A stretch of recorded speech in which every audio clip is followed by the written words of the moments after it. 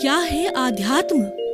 दर्शन, चिंतन धारा, विद्या या संस्कृति की परंपरागत विरासत। आध्यात्म दर्शन यानी जीवन का शाश्वत सत्य। मानव जीवन से जुड़े शाश्वत सत्यों को जानिए और समझिए उपासक डॉक्टर सोहनराज तातेड़ से हमारे खास कार्यक्रम आत्मविज्ञान में। आत्मविज्ञान यानी सही दृष्टि, सही सोच। भाई और बहनों, मातृशक्ति को नमन। स्टूडियो में आपका हार्दिक स्वागत है, अभिनंदन है, सत्कार है। आत्मविज्ञान साइंस ऑफ द सोल कार्यक्रम के अंतर्गत हम आपको सही दृष्टि, सही सोच, राइट विजन, राइट थिंकिंग के तहत जो आपकी नकारात्मक सोच है उसको हम सकारात्मक सोच में बदलते हैं। आपका जो गलत नज़रिया है उसको हम सही नज़रिया में बदलते हैं। आपकी जो गलत दृष्टि है उसको हम सही दृष्टि में बदलते हैं। हम करेक्शन देते हैं। हम जो है वह उसको बदलते हैं, उसकी दिशा को बदलते हैं। इसीलिए ये सारा कार्य जो है हम अलग अलग एपिसोड्स के माध्यम से करते हैं। तो आज हम एक बहुत सुंदर एपिसोड लेकर के आपके सामने उपस्थित हो रहे हैं। आज का हमारा एपिसोड है, आज का हमारा विषय है क्रियमाण कर्म। भाई और बहनों, जैसा मैंने बताया कि गीता में भगवान कृष्ण ने 3 तरह के कर्म बताए हैं: संचित कर्म, प्रारब्ध कर्म और क्रियमाण कर्म। मैं इसको भूत, भविष्य और वर्तमान से जोड़ता हूँ। वर्तमान, the moment of the present, उसमें जो कर्म किया जा रहा है वो क्रियमाण कर्म है। वो चार्जिंग कर्म कहा जाता है। वो हमारे प्रेजेंट के भाव कहे जाते हैं। और जो पास्ट में चला गया वो हमारा संचित कर्म हो गया। वो तो गोदाम में चला गया, वो इकट्ठा हो गया, वो संचित कर्म है। और जो वर्तमान में जैसा मैंने कर्म किया है उसका जो रिजल्ट मिलेगा वह फ्यूचर में मिलेगा, वो प्रारब्ध कहा जाएगा। तो हम कह सकते हैं कि फ्यूचर है वो प्रारब्ध है, वो हमारा पका हुआ फल है। और जो प्रेजेंट है वो हम उस कर्म को क्रिएट करते हैं। हमने कर्म की नींव लगाई, कर्म को पैदा किया। कर्म को पैदा करने वाला जो है क्रियमाण कर्म है, प्रेजेंट। और कर्म पक कर के कर्म फल देने वाला जो है वो हमारा फ्यूचर प्रारब्ध है। और उसको पकने के लिए, कोई भी चीज़ को पकने के लिए समय होता है। पकने के लिए हमने डाल दिया तो वो हमारा पास्ट में पक रहा है, वो हमारा संचित कर्म है। तो भाई और बहनों, हम बात कर रहे हैं वर्तमान समय की।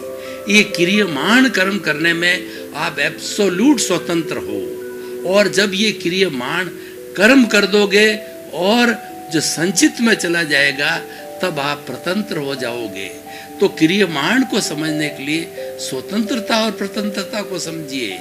देखिए कि स्वतंत्र व्यक्ति कौन होता है जब उस पर कोई बाइंडिंग नहीं होती, उस पर कोई फोर्स नहीं होता, वो अपने दिमाग से चिंतन करता है। और कैदी कौन होता है कि जो कि कैद में बंद कर लिया जाता है, तब वो स्वतंत्र होता है, क्योंकि वो अपना स्वयं का चिंतन नहीं दे सकता, वो घूम फिर नहीं सकता, वो तो काल कोठरी के अंदर बैठा रहेगा। तो हम स्वतंत्रता और स्वतंत्रता की बात करते हैं। और एक स्वतंत्र और स्वतंत्रता के जो दायरे में नहीं आता है वो हमारा चेतन तत्व है, वही हमारा है। और वही शुद्ध कर्म है। वो न तो क्रियमाण और न प्रारब्ध और न जो है हमारा संचित के दायरे में आता है। वह तो एक विटनेस के रूप में हमारे भीतर है। चेतन तत्व है, विटनेस है। विटनेस क्यों हो गई कि जन्म जन्मांतर से जो है ये इसने एक भूल की, वो भूल करके और ये हमारी कॉजल बॉडी से जुड़ गया। कैसे भूल हुई? सांख्य की भाषा में मैं बताता हूँ कि सांख्य प्रकृति और पुरुष 2 चीजें बताता है। तो प्रकृति वो माया है और पुरुष है वो एब्सोल्यूट शुद्ध है। लेकिन उस माया की झलक, उस माया की जो है वह एक फोटो जो है पुरुष पर पड़ गया और उसमें वो आसक्त हो गया, भूल कर दी। जब दोनों मिल गए, प्रकृति और पुरुष मिल गए, ये प्रकृति जो है ये हमारा जो है ये कर्म है और पुरुष है शुद्ध चेतन है। जो लिंग शरीर है वो प्रकृति है, और जो हमारा शुद्ध चेतन है, जिसको कि हम ब्रह्म भी कह सकते हैं, शुद्ध आत्मा भी कह सकते हैं, मूल आत्मा भी कह सकते हैं, परमात्मा भी कह सकते हैं, अलग अलग कुछ भी नाम है, अपने अपने प्योर सोल भी कह सकते हैं, सुप्रीम सोल भी कहा जाता है। तो वो जो है वो एब्सोल्यूट स्वतंत्र उस दायरे में आती ही नहीं है, क्योंकि चेतन पे जो है ये जड़ है। जड़ अलग है, चेतन अलग है। चेतन का गुण अलग है, चेतन के नियम अलग है। जड़ के गुण अलग है, जड़ के नियम अलग है। मैं थोड़ा जड़ चेतन भी बता दूं तो क्रियमाण आपको ज्यादा क्लियर होगा कि जो जड़ तत्व होता है, जो अचेतन तत्व होता है, वो निर्जीव होता है, उसमें जीव नहीं होता है। तो वर्ण गंध रस स्पर्श वाला होता है, और वह गलन मिलन धर्मा होता है, टूटता है जुड़ता है, टूटता है जुड़ता है।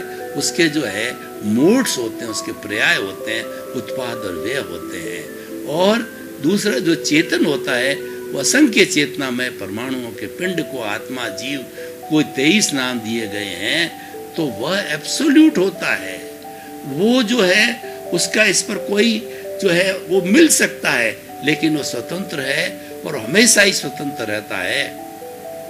और वह तो एक स्वतंत्र रूप का फॉर्म का ही है, वो तो शुद्ध चेतन स्वरूप में ही है। लेकिन क्योंकि इसने विटनेस दे दी, इसलिए ये जुड़ गया। इससे जुड़ होने पर एक बार गलती से ये दोनों जुड़ गए, जुड़ने पर जो है जब तक ये इसको पुरुषार्थ करके अलग नहीं कर देता, दोनों अलग हो नहीं जाते, तब तक जन्म जन्मांतर के अंदर घूमते रहते हैं। और कोई ज्ञानी पुरुष मिलता है, तब वो क्षीर नीर का जो है न्याय कर देता है। जड़ अलग, चेतन अलग। वो क्या करता है कि आपका जो अनंतानुमंदी कषाय है, जो विष है, उस विष की थैली को फेंक देता है। फेंक देने से आपके नए कर्मों का बंध नहीं होगा, और पूर्व जन्म के जो संचित कर्म है बर्फ की शिला की तरह आपके पिघलते रहेंगे। और नए क्रियमाण कर्म है वह जो है वो उनका बंध नहीं होगा, उनका चार्ज नहीं होगा, और होंगे तो बहुत ही सूक्ष्म तरीके के हो भी सकते हैं, बहुत ही सूक्ष्म होंगे। कौन से होंगे? स्वंजलन, प्रत्याख्यानी, अप्रत्याख्यानी। उसका लंबा समय नहीं है, वो गहरे नहीं है, आराम से इजीली टूट जाते हैं। तो इसीलिए हम आपको ये बताना चाहते हैं, क्रियमाण कर्म आप अभी करने में स्वतंत्र हो। कैसे स्वतंत्र हो? उदाहरण देता हूँ, उदाहरण के द्वारा हर चीज बहुत अच्छी तरह से स्पष्ट हो जाती है। मुहावरा, उदाहरण और आपकी कहानी और आपके जो है वो मुक्तक के द्वारा हम गागर में सागर भरते हैं। देखिए, एक किसान, अच्छी बारिश हो गई, ये सावन का महीना है, जड़ी लग गई तो किसान के बड़ा खेत है, और किसान सावणु फसल लेता है, यानी खरीफ फसल वाला है। उसके कुएं में पानी जो है खारा है, वो ईश्वर पर निर्भर है। तो वो खरीफ की फसल में क्या करता है कि बीज खरीदता है, संकर बाजरा खरीदता है और संकर बीज खरीदता है। तो खरीफ की फसल के अंदर दो चीज़ें होती है, एक तो प्योर बाजरा उगाया जाता है, एक मिक्सचर उगाया जाता है, मिक्सचर, और दूसरा अलग से ग्वार भी उगाया जा सकता है, अलग से तिल भी उगाया जा सकता है, मिक्सचर भी उगाया जा सकता है। तो उसने दो पोटली ले ली, एक तो मिक्सर की पोटली ले ली और एक प्योर बाजरा की पोटली, क्योंकि बाजरा राजस्थान का फूड ग्रेन है, वो 12 मास खाया जाता है। कॉमन व्यक्ति बाजरा के अलग अलग प्रोडक्ट बना करके वो खाते हैं। तो अब वो जा रहा है खेत की ओर, और उसके मन में चिंतन चल रहा है कि बाजरा बोऊं या मिक्सचर बोऊं, बाजरा बोऊं या मिक्सचर बोऊं। यूँ करते करते कुछ भी निर्णय नहीं ले पाता है, और वह जब लास्ट समय आता है, जब बीज डालने का आता है, हल चलने का होता है, मिक्सचर की पोटली को खोल देता है और मिक्सचर की पोटली पूरे खेत में चल जाती है, और चल करके जो है वो सारा बीज बो दिया जाता है। अब उसके बाद में सारा खेत बोने के बाद उसके चिंतन आता है, अरे मैंने मिक्सचर को बो दिया। मिक्सचर में क्या होता है कि वो मूंग होते हैं, मोठ होते हैं, तिल होते हैं, काकड़ी के बीज होते हैं, मतीरे के बीज होते हैं, और उसके साथ साथ के अंदर गवार भी बोया जाता है। तो अब वो चिंतन करता है मैंने तो मिक्सचर बो दिया, मैं प्योरली बाजरा बोता तो 12 मास मुझे फूड ग्रेन के रूप में खाता, खरीदना नहीं पड़ता, क्योंकि ये खुद का बोया हुआ बाजरा मीठा होता है, देशी बाजरा होता है, मार्केट से लाएंगे वो शंकर बाजरा है, अलग अलग स्थानों से आए, वो मिठास नहीं है, तो फूड ग्रेन मेरे को खरीदना पड़ेगा। इस तरीके से अब क्या हो सकता है कि जो है, अब क्या हो सकता है, जब चिड़िया चुग गई खेत, अब चिंतन करने से कुछ नहीं, जो ही आपने बीज बो दिया त्यों ही स्वतंत्र हो गए। As soon as you have enjoyed the seeds, you became the slave, or whatever you have sown, you are supposed to get the consequences of the whatever the seed you have sown. So whatever you have sown, you will reap those fruits, and whatever the causes will be there, effects will be accordingly. तो इसीलिए जो कर लिया है, अब स्वतंत्र हो गए आप, अब तो उन कॉन्सिक्वेंसेस को भुगतना ही पड़ेगा। तो क्रियमाण क्या है कि जो कर्म किया जाता है प्योरली वर्तमान, जो वर्तमान का एक क्षण होता है वो क्रियमाण होता है, और जो क्षण खत्म हो गया वो पास्ट में जाके संचित कर्म बन गया, और उसके बाद के अंदर जो ये क्रियमाण कर्म है, संचित कर्म जब पक जाता है तो आने वाले फ्यूचर के अंदर वो पका हुआ जो है प्रारब्ध हो जाता है।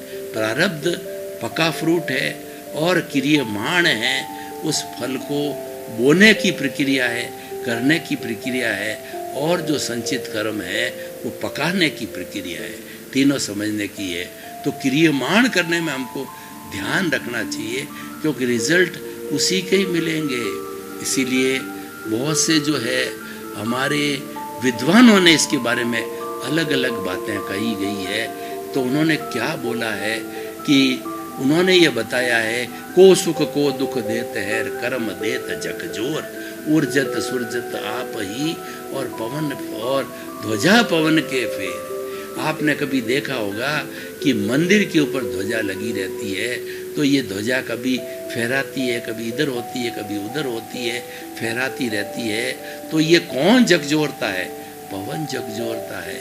तो आपको जो आप प्रेजेंट में आपने क्रियमाण कर्म किया है, वही संचित कर्म करके पक करके और प्रारब्ध के रूप में आएगा, वैसा ही फल मिलेगा। वो समय लगता है। एक जो आम का फल होता है पकने में 12 साल लगते हैं, तो 12 साल तक जो है वो आम संचित के रूप में रहता है। और जो क्रियमाण का मतलब गुठली को बोना, ये क्रियमाण है। और गुठली को बोने के बाद ही हम संचित में चले गए, फिर वो पकने की अवस्था आती है, और वो जितना उतना समय होता पक जाता है। तो जब मीठे फल मिलते हैं आम के, वो प्रारब्ध होता है। तो आपने कर लिया, तो इसीलिए करने के समय पहले बोलो। हमारी भारतीय संस्कृति में 3 बातें होती है, श्रवण, मनन और निध्यासन। पहले कोई चीज को जो है श्रवण करो, यानी चिंतन करो, गहरा चिंतन करो कि मुझे ये कार्य करना चाहिए या नहीं करना चाहिए, और प्रोजेक्ट रखो। उसके बाद में मनन करो, अनुप्रेक्षा करो भीतर जाकर के, इसके करने से ये फायदा है, ये नुकसान है।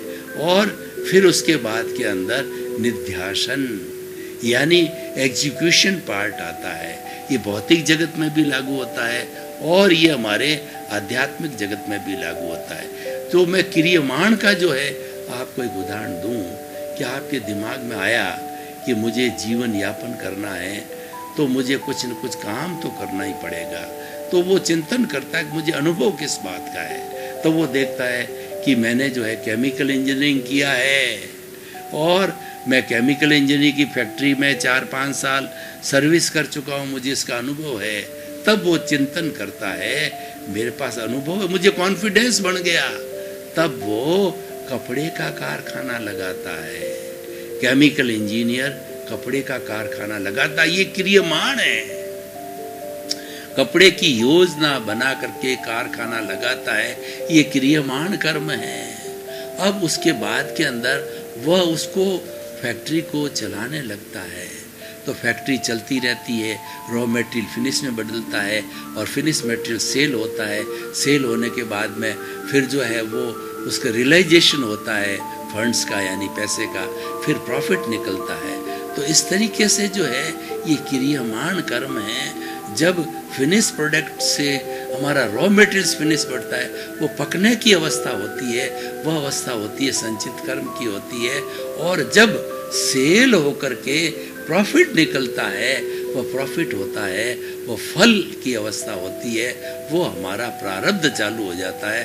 फल से कहते हैं कि फैक्ट्री ने इतना % मुनाफा कमाया, इतने लाख का मुनाफा कमाया, इतने करोड़ का मुनाफा कमाया, तो उसको वापस फैक्ट्री में इन्वेस्ट करना है या दूसरे बिजनेस में इन्वेस्ट करना है, या जो मालिक जिसको ये मिला है वो घर का बंगला बनावे, ज्वेलरी बनावे, बच्चों की शादियाँ करे, कुछ भी करे, वो सारा कर्म फल है और वो प्रारब्ध है।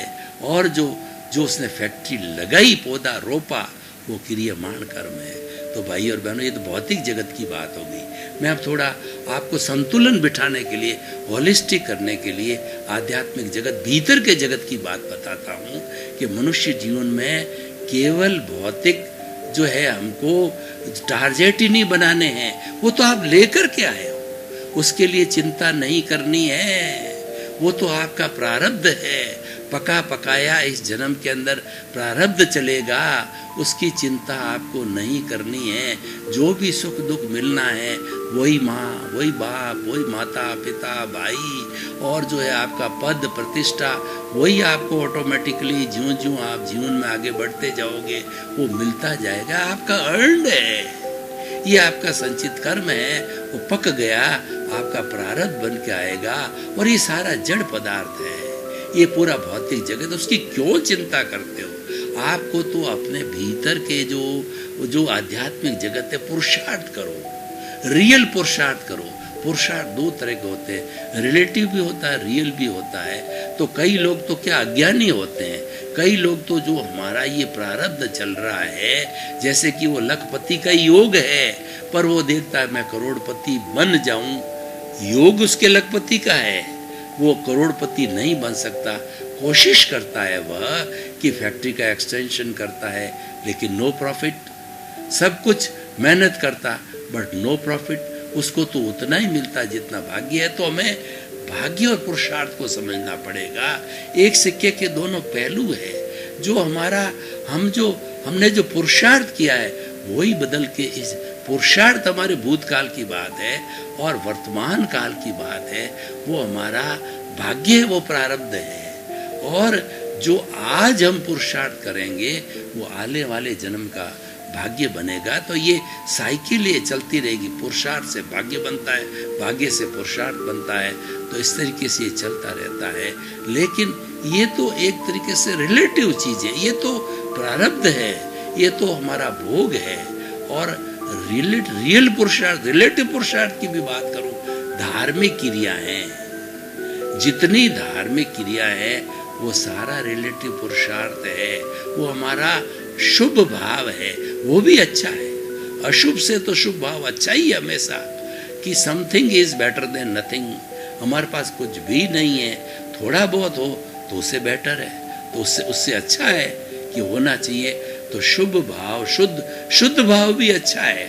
शुद्ध भाव क्या है? समाई करो, संवर करो, त्याग करो, पचकान करो, मंदिर जाओ और अपने अपने अलग अलग, कोई नमाज पढ़ता है, कोई गुरुद्वारा में जाओ, गुरु ग्रंथ साहब पढ़ता है, और कोई जो है वह अपने गिरजा घर के अंदर जाकर के जीसस क्राइस्ट को याद करता है, प्रेयर करता है। अपनी अपनी विधि कुछ भी करो, आप स्वतंत्र हो। वो सारी धार्मिक क्रियाएं हैं, वो आपका पुण्योदय करती है। अब देखिए, आपका फल आपको मिल गया, उस फल को भोगने के लिए आपको जो है वो देव योनि में जाना पड़ेगा, क्योंकि मनुष्य का जो फल पुण्य है वो तो लिमिटेड पुण्य ही भोग सकता है। क्या होगा? करोड़पति बन जाएगा, अरबपति बन जाएगा, एक पत्नी हो जाएगी, दो पत्नी हो जाएगी, आखिर कितना भोग भोगेगा? क्योंकि पुण्योदय की कोई सीमा नहीं होती है। इतना पुण्य संचय हो जाता है कि व्यक्ति को देव योनि में जाना पड़ता है और वहाँ पर 33 सागरोपम की उम्र होती है और मिनिमम 10,000 साल की होती है। एक एक नाटक, हमारा यहाँ का 1,000 वर्ष और वहाँ का एक नाटक होता है। 10 नाटक तो मिनिमम देखते ही हैं, 33 सागरोपम में तो असंख्य नाटक देखते हैं। कौन से नाटक जो है वो जो हम देखते हैं, हम तो स्वर्ग में आ गए। कई बार स्वर्ग की नगरी में जाते हैं तो हम देखते हैं कि हम तो यहाँ पर स्वर्ग के अंदर आ गए। तो भाई और बहनों, हम जो है हम आपको ये कहना चाहते हैं कि वो सारा रिलेटिव पुरुषार्थ है, वो पुण्योदय करके फिर आपको जन्म की श्रृंखला बढ़े दे। आपका उद्देश्य साल्वेशन है तो आप अशुभ तो करना ही नहीं है। अशुभ तो पुण्य एब्सोल्यूट पाप है और हमारा शुभ है वो हमारा पुण्योदय है, वो हमारा शुभ प्रवृत्ति। हम तो आप तो इस दोनों से शुभ अशुभ से हटके शुद्ध के क्रियमाण शुद्ध करो। मेरे कहने का मतलब क्रियमाण कर्म है वो शुद्ध अवस्था में ले जाओ। शुद्ध अवस्था है वो ज्ञाता दृष्टा की अवस्था है, वो स्वयं की पहचान की अवस्था है, वो अकर्ता भाव है और अमालिकी भाव है। किसी चीज के मालिक मत बनो पूरे जीवन में, विधेय रहो। विधेय कैसे होता है मैं आपको वेदांत की भाषा में बात करूं। राजा जनक विधेय थे। राजा जनक मिथिला के राजा थे और बहुत परोपकारी राजा के, उन्होंने पब्लिक को कभी कष्ट नहीं दिया। पब्लिक उनको भगवान की तरह पूजती थी और पब्लिक उनसे प्यार करती थी। वो पब्लिक को अपनी संतान मानते थे और वह क्षण क्या सोचते रहते थे, मैं अलग, शरीर अलग, ये शरीर मेरा नहीं है, ये तो मेरा प्रारब्ध चल रहा है और मैं शरीर में रहते रहते शुद्ध परमात्मा स्वरूप ईश्वर हूँ, भगवान हूँ। जग माही ऐसो रहो और अम्बुज सरमाही, रहे नीर के आश्रय पर जल जोत नाई। वो कमलवत जीवन जीते थे, वो ऐसे रहते थे। कमलवत जीवन क्या होता है? जो कमल का जो फूल होता है उसका बिल्कुल वो उसका डंठल तो रहता है, वह कीचड़ में रहता है। कीचड़ से उसको भोजन मिलता है और पोषण मिलता है और वह तो बहुत ऊपर रहता कीचड़ से। कमल सोचता है कि मैं तो कीचड़ से बिल्कुल अलग हूँ और कीचड़ समझता है कि कमल की जड़ तो मेरे भीतर ही है। तो आप परिवार में ऐसे रहो, विधेय बन के रहो। परिवार वाले तो ये समझे कि ये पापा जी, ये पिताजी, ये भाई, ये पत्नी, ये तो मेरे साथ में रह रहे, हमारे से घुले मिले हुए हैं, हमारी तरह ही है, लेकिन वह तो कमलवत है, वो तो विधेय है, उसका तार तो शुद्ध आत्मा से जुड़ा हुआ है। भाई और बहनों, आपका बहुत बहुत धन्यवाद। आप हमारा आत्मविज्ञान कार्यक्रम देखते रहिए। आत्मविज्ञान कार्यक्रम एक आध्यात्मिक कार्यक्रम है, एक धार्मिक कार्यक्रम है, एक मोटिवेशनल कार्यक्रम है, एक नॉलेजेबल जो है टॉक है। तो आप इसका लाभ उठाइए क्योंकि हम आपको अच्छा इंसान बनाना चाहते हैं। जब इंसानियत के गुण आएंगे, जब आप अच्छे बनोगे, इसी क्रम में आपका जीवन आनंदमय हो, मंगलमय हो। आपके प्रति बहुत बहुत क्या है आध्यात्म? दर्शन, चिंतन धारा, विद्या या संस्कृति की परंपरागत विरासत। आध्यात्म दर्शन यानी जीवन का शाश्वत सत्य। मानव जीवन से जुड़े शाश्वत सत्यों को जानिए और समझिए उपासक डॉक्टर सोहन राज तातेड़ से हमारे खास कार्यक्रम आत्मविज्ञान में। आत्मविज्ञान यानी सही दृष्टि, सही सोच।